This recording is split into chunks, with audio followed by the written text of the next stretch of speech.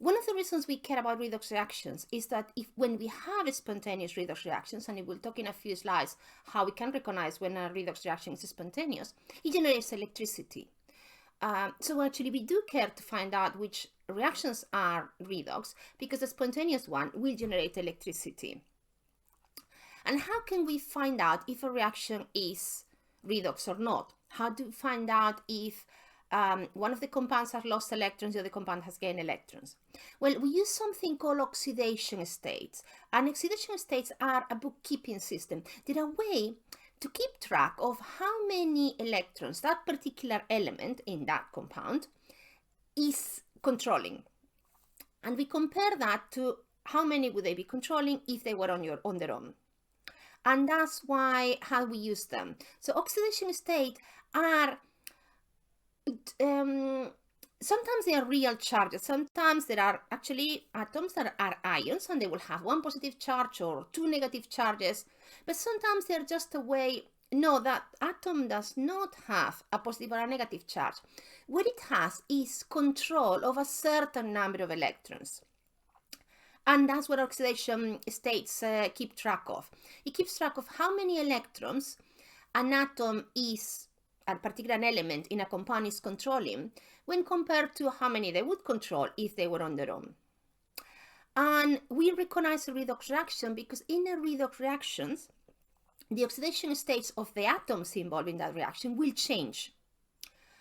While in a non-redox reaction, those oxidation states will stay the same, and that's how we recognize a redox reaction. So let's have a look at this example here. We've got, as the reagents, I have magnesium, solid, so the metal magnesium, and the compound hydrochloric acid, so hydrogen chloride in solution. And we produce the salt, magnesium chloride, MgCl2, and the reaction also liberates hydrogen, dihydrogen, H2. So if I look at oxidation states of magnesium, first of all, magnesium is on its own, or because making a metallic bond with other atoms attached to other atoms that are also magnesium. So I say this oxidation state is 0. That magnesium is on its own or attached to other atoms of magnesium. So it doesn't control more or less electrons than if it were on its own, because it's already on its own. Then I look at the compound hydrochloric acid. And if I look at the compound hydrochloric acid and I remember my acid-base chemistry, I know that hydrochloric acid is actually made of two ions, the hydrogen ion and the chloride ion. So that hydrogen has a positive charge, and that chloride has a negative charge. That hydrogen has lost control of one electron with respect to how it would be hydrogen on its own, hydrogen the element, and that chlorine has gained control of one electron when I compare it to how many electrons it would have access to if the chlorine atom was on its own. So the oxidation states for the hydrogen are +1, and for the chloride -1.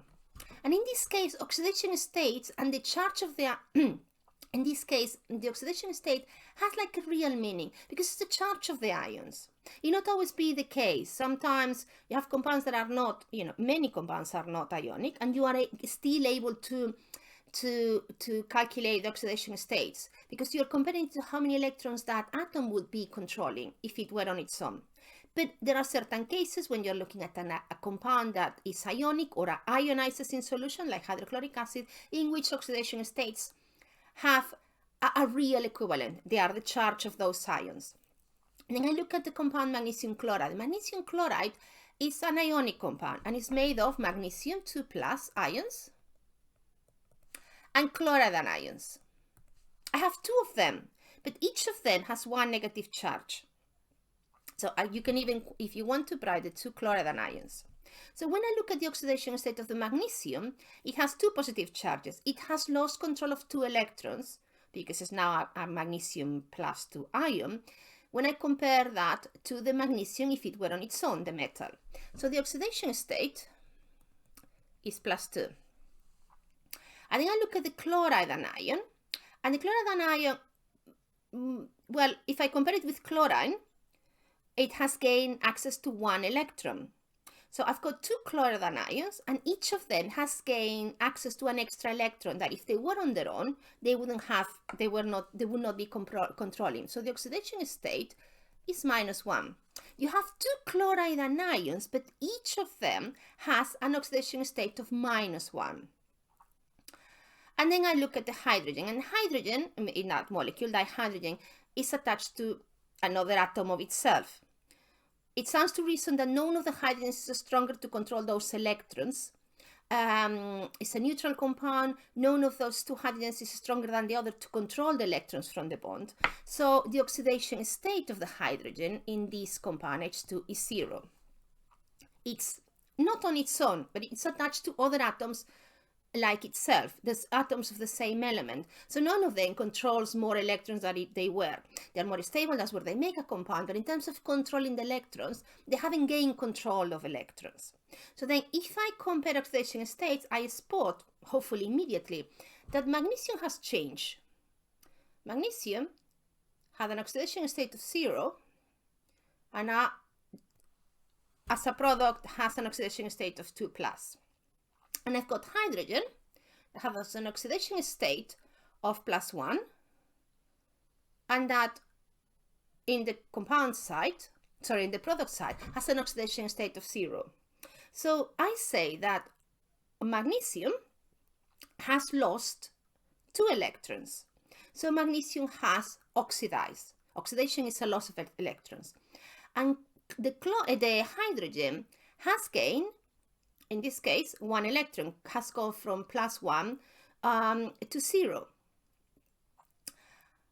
Has gained 1 electron, has reduced. So magnesium has oxidized, has lost 2 electrons, and hydrogen, the 2 atoms of hydrogen each, have gained 1 electron each. So hydrogen has reduced. And then we have the chloride. Nothing has happened to the chloride. Chloride had an oxidation state of -1 as a reagent, and it has an oxidation state of -1 as a product. We call that a spectator ion. And they're very common in redox reactions. You have the atoms that lose electrons, the atom that gains electrons, and then you have other ions in the medium that are part of the chemical compounds, but they haven't oxidized or reduced, and we call that those spectators.